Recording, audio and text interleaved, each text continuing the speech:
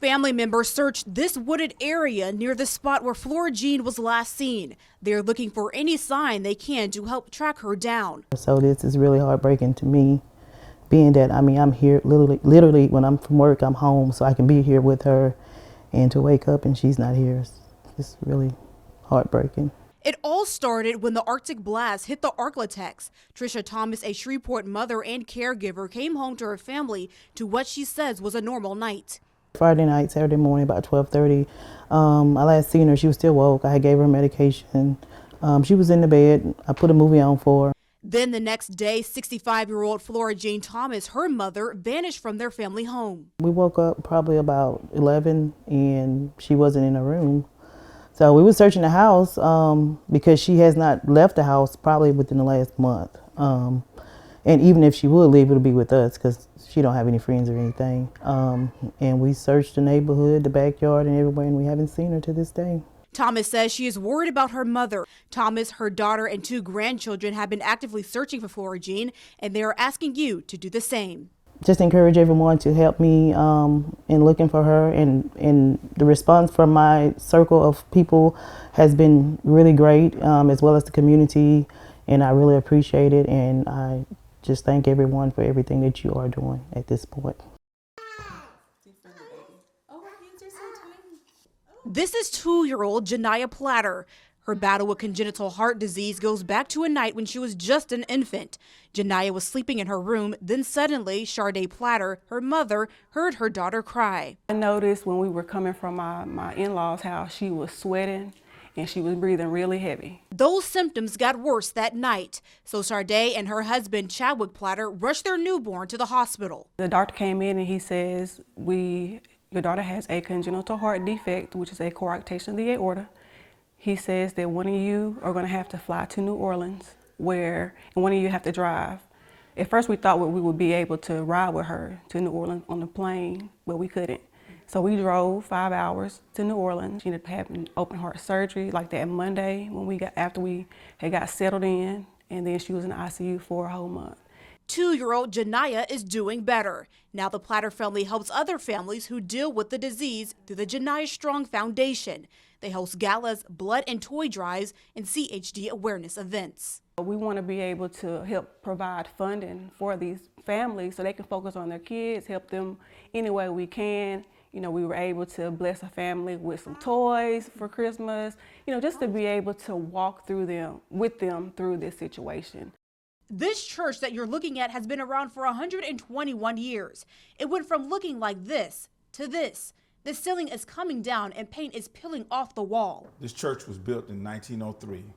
Famous architect was N.S. Allen. N.S. Allen is reported as being the architect that designed and built the Antioch Baptist Church. And if you look at the walls, the structure of the ceiling, the lights hanging, all that's from 1903. The congregation was established as the first African-American Baptist church on April 23, 1866. Pastor Bruce Carroll, the 18th pastor of the church, says although the church is behind on repairs, the building witnessed the many accomplishments of African Americans. As we walked through Jim Crow, racism, civil rights, Antioch Church was right in the middle of that. You can't have any other churches unless you start with this mother. And we are what's called the mother church. And so those churches came out of this church and organized. But this is the first church, the first African-American church in Shreveport, Louisiana. Reverend John Austin Jones was the first pastor of the church. It was recorded that Jones not only led the first African-American church of Shreveport, he established a 13-district academy and all-black school. Jones's church buildings and schools would get destroyed, but it is said that he kept going. That we've always been resilient as a people. We always kept fighting.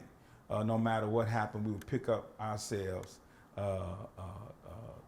tie up our bootstraps, and roll up our sleeves and go to work for something better for the community that's coming behind us. Pastor Carroll says the church still shows its resilience. They are currently fighting for grants to help refurbish the building. Pastor Carroll says the cost of the repairs stands around $3 million.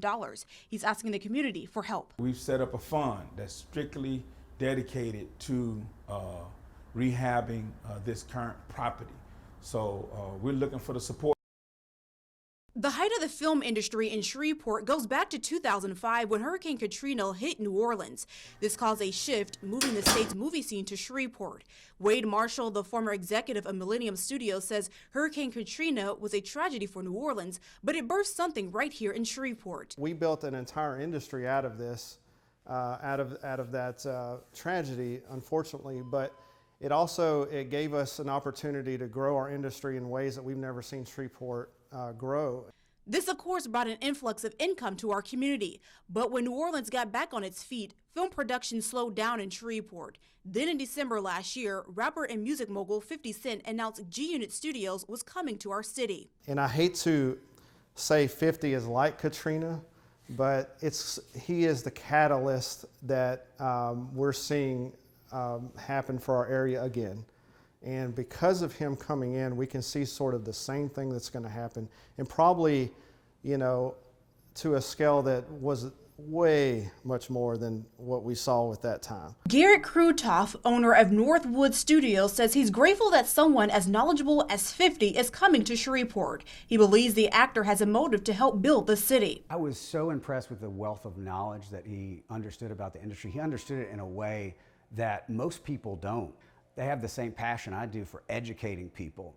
They want to not just educate people in acting, but in crew and things like that. They really want to build up the city. Producer Eric Gibson says 50 Cent will be a help to our city, and the Shreveport film industry can be a help to him as well. Now we're in a position, I think, to benefit from someone like 50 Cent coming. And because there's people here who, we know what to do, we can help, and it'll attract more people to the region. I just wanted to reach more towards the kids, like I say, the ones that's in need. It's just about giving back, helping the ones who need, and, just to put a smile on their face, because a lot of them, they can't afford it, so. It's the season for holiday cheer. With Christmas less than a week away, many parents in the community are still trying to find a holiday gift that won't break the bank.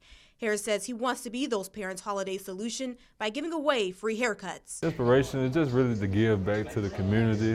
I see a lot of kids that go without, so I just want to be a blessing and, do as much as I can, cheer up some families. Already, Harris has over 10 children waiting for their early Christmas gift. This is his first time giving away free services to the community. Yes, this is the first annual cuts for kids. But for stylist Latoya Wardell, this is her 4th year. Wardell is also offering free silk presses and retwists for dreadlocked hair. She says this will help children look and feel good about themselves. You can be having a bad day, and you get your hair did or you get your hair cut, you will feel good. You want to go somewhere, you want somebody to see it, you want to show it off. You have to realize, do your own research and know what you're working with and who you're dealing with. You're taking a look at Tavoris Lee's ceiling at his lakeside home. You can see water dripping from the ceiling, there is mold, the whole ceiling is sagging, and the room is unlivable. The father of 5 called Al's Roofing Construction and More for help, a decision he says he regrets. I instantly would try to find somebody to remove the tree from the house. It probably brought like a week into it. I found somebody to take the tree out the roof, and then I reached to Aldrich to do the work for me, for fixing my roof and everything. And he said he would. He came. We said he'd need. He'd charge me $75 for it, $7,500 for it. Lee says he didn't hear back from the company. Lee said he also spent more than $8,000 to Al's Flooring and Construction, but his home is still not repaired. It's been 6 months. It's been pretty difficult because I have me and my sons. We stay here, and we pretty much confined to pretty much to one room now because all other rooms are pretty much when it rains inside of them, or I have gnats in the house, and the rodents pretty much came in. I never had, rats in my house, but now I got rats and everything else in the house, so, it's kind of like made it a bad situation for me and my kids. Lee says he started a GoFundMe to help with the cost of the home repairs as he is in debt and needs the community's help. And I don't have the money to redo it again, so I was just trying to see if I can get some help.